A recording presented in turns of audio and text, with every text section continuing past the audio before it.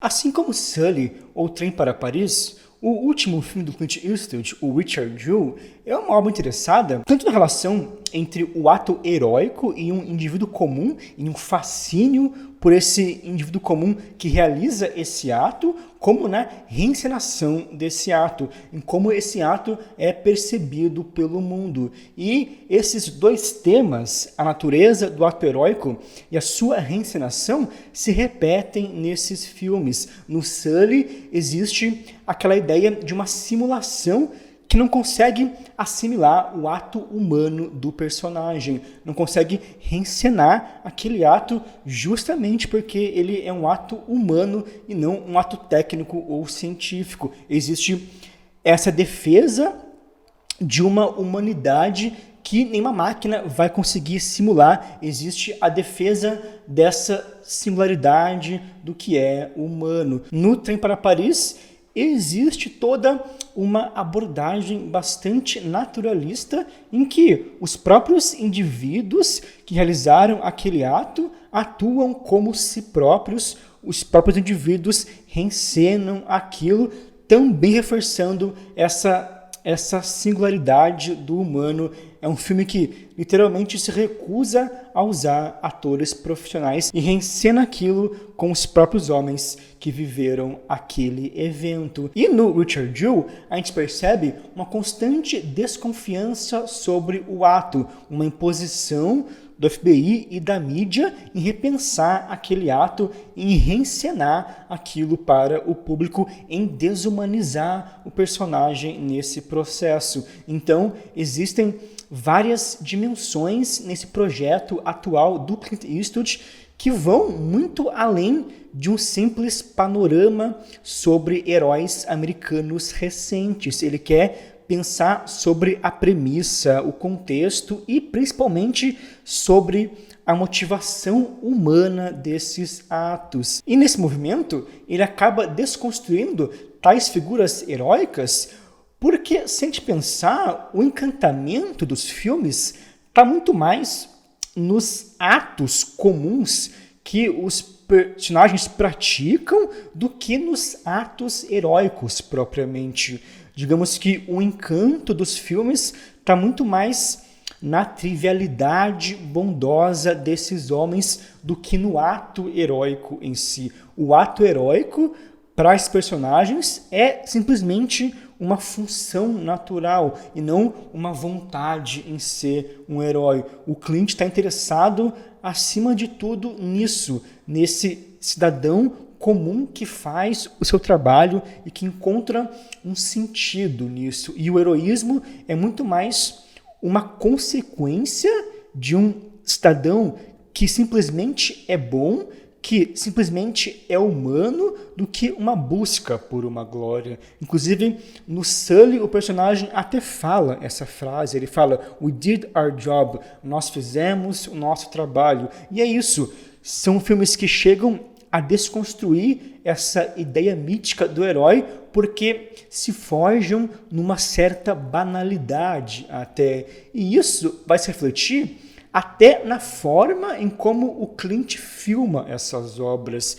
Esses filmes possuem uma abordagem muito objetiva, uma abordagem muito direta e realista, que não se preocupa em estilizar muita coisa. Se a gente pensar em um filme como O Mina de Ouro, por exemplo, era um trabalho com uma construção estética bem mais específica. Ele possui um cuidado muito maior pelas imagens, um cuidado em estilizar as imagens, em tornar aquelas imagens muito solenes. Ele trabalha com contrastes e com closes de uma forma até meio grandiosa e até um pouco épica. Mas já nos últimos filmes, o Clint não faz isso, especialmente nesses filmes que lidam com essa ideia da trivialidade do heroísmo, porque tudo é filmado de maneira muito sóbria e não existe nenhuma grande estilização.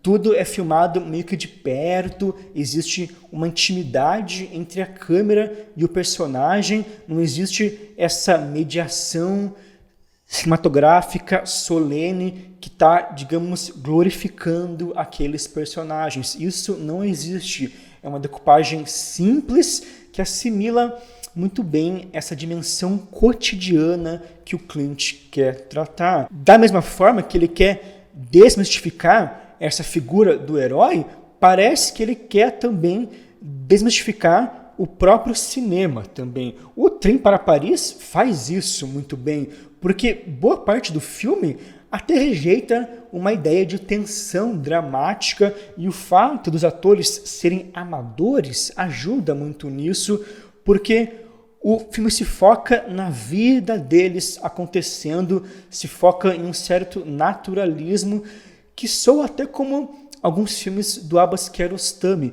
Quando os personagens passeiam pela Europa, existe um tom muito espontâneo, existe uma presença muito singela, nada é idealizado.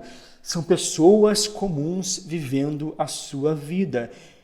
É uma abordagem simples, mas dramaticamente muito direta. As cenas, por exemplo, entre o Richard Jewell e a mãe dele, interpretada pela Kathy Bates, também são cenas bastante simples, mas que possuem uma intimidade muito grande, possuem uma entrega humana muito característica, porque no fundo esses filmes são sobre isso, sobre a intimidade humana desses personagens. O Clint quer mostrar o encanto pelo indivíduo e não pelo herói. Ele quer mostrar o encanto por algumas situações banais e não tanto pelo acontecimento dramático principal. Em todos esses filmes, as ações dos indivíduos que orbitam o ato heróico acabam sendo tão importantes quanto o ato heróico em si.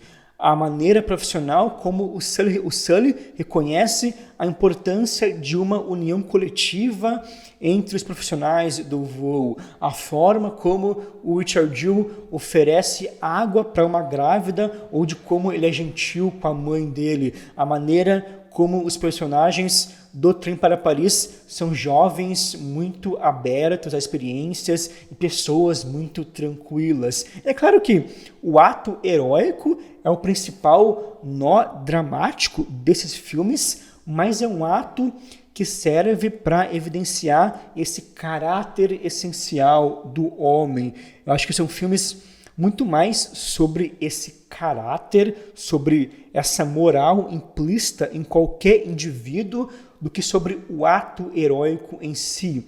Essa é, digamos, a defesa moral desses filmes do Clint. É essa noção de humanidade com uma dimensão protetora e responsável que é natural de um homem bem integrado a si mesmo, de um homem que não se contamina por nenhuma instituição e responde somente a essa moral de ajudar ao próximo.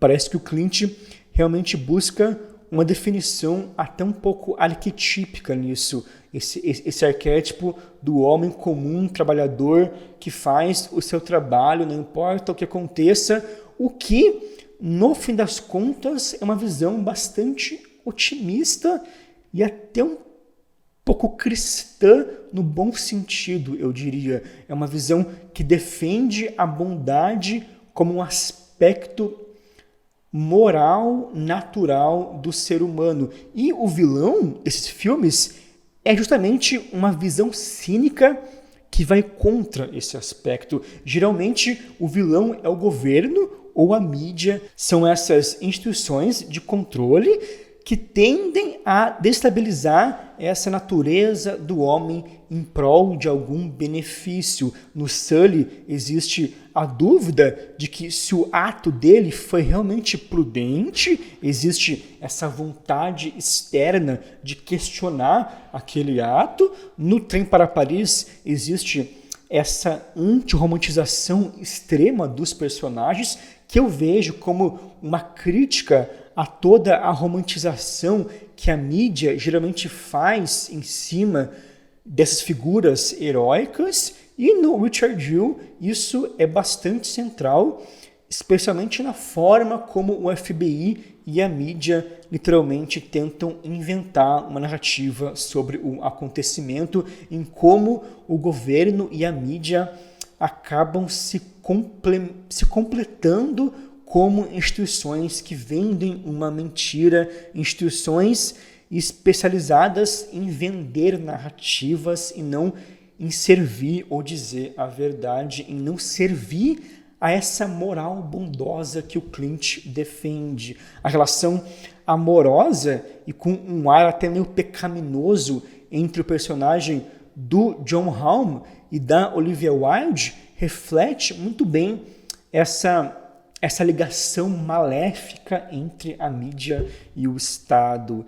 E tudo isso reforça uma descrença do Clint nessas instituições de controle ou nessas instituições de autoridade. É curioso como os filmes do Clint hoje estão muito mais relacionados a uma lógica meio libertária e até meio anarquista, a uma lógica que questiona instituições de autoridade e de controle do que exatamente a uma lógica conservadora.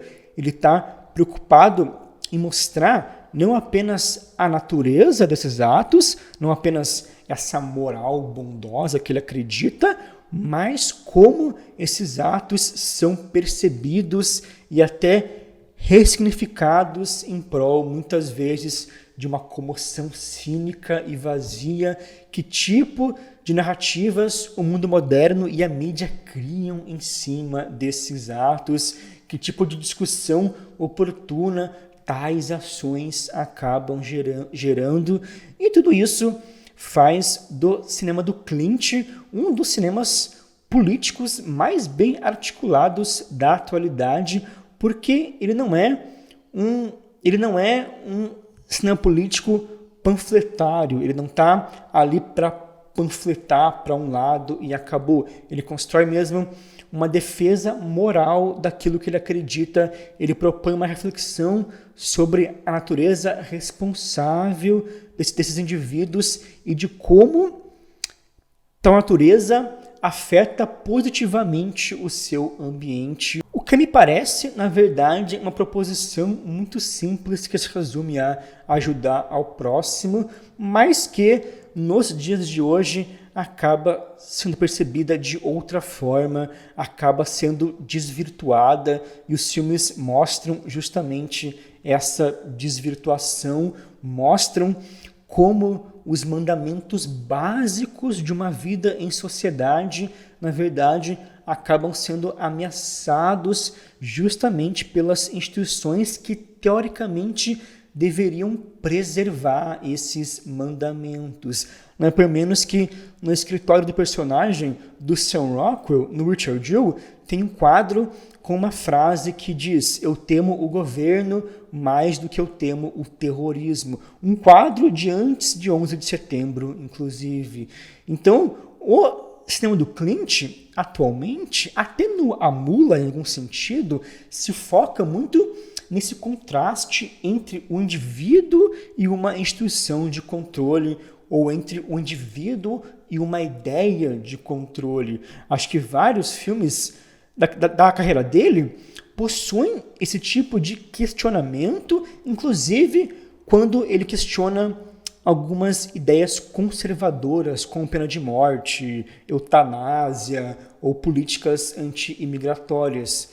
Dá para perceber que, para além de tudo, são questionamentos que tentam preservar uma ideia de liberdade individual, mesmo quando partem de relações mais conservadoras desses filmes antigos dele.